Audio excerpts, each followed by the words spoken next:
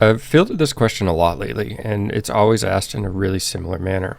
Is this game dead, or did this update kill the game? Personally, no. I don't think the game is dead, and no, the update didn't kill the game. The Shadow Immortal showdown has been pretty stale since very early on, and I don't think it's the reason many people play this game. I think highly enjoyable combat mechanics, mobile access, the simplicity and understanding of what spending does to increase your character's power, the social atmosphere, and many other features are what keeps this game afloat, and those are core aspects that don't change with updates or revamps.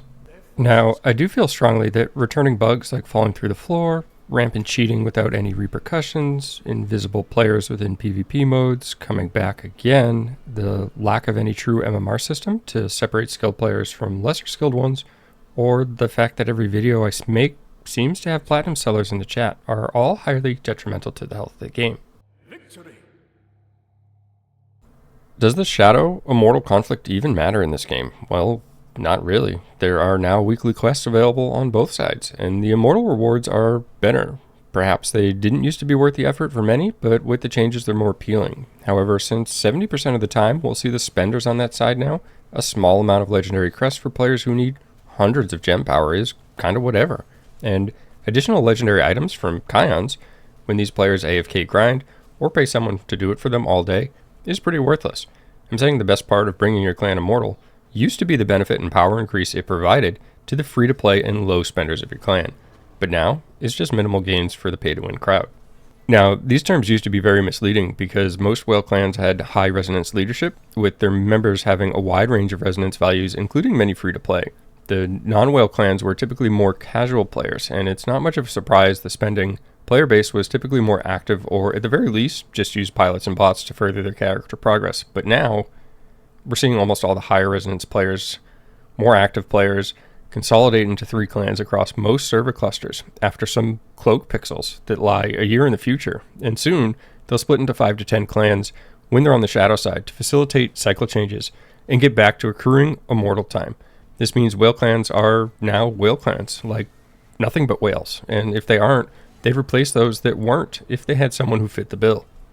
The oddest part of this change is that it largely discourages spending. There's no real reason for anyone on the same server cluster to keep spending at this point. They're all on the same side now. On the flip side of that, players who are on opposing cycles of them would need to suddenly spend roughly 50 to 100 times of what they've already spent in the game over the course of a year.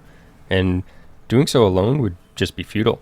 You'd need a couple dozen players in your alliance of former low spenders or free-to-play to suddenly cough up 75 grand to compete.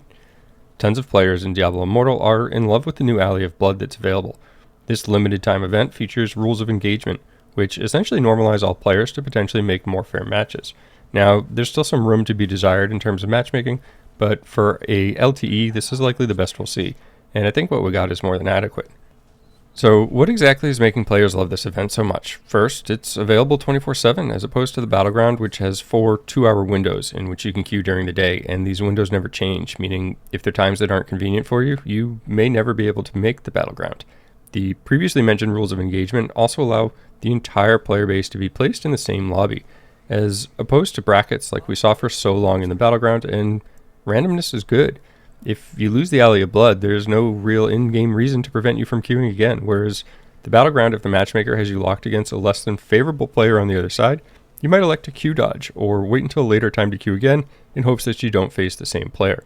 This mode allows you to have players of all classes trying their hand at it, which is a welcome change from what seems like 80% Blood Knight and Necro lobbies that the Battleground matches suffer from. This is all great stuff, and clearly it's been a successful LTE. So what exactly are so many players upset about? Well, they're upset about the Shadow War 8v8 version, which allows 3 to 12 teams to face off against other clans.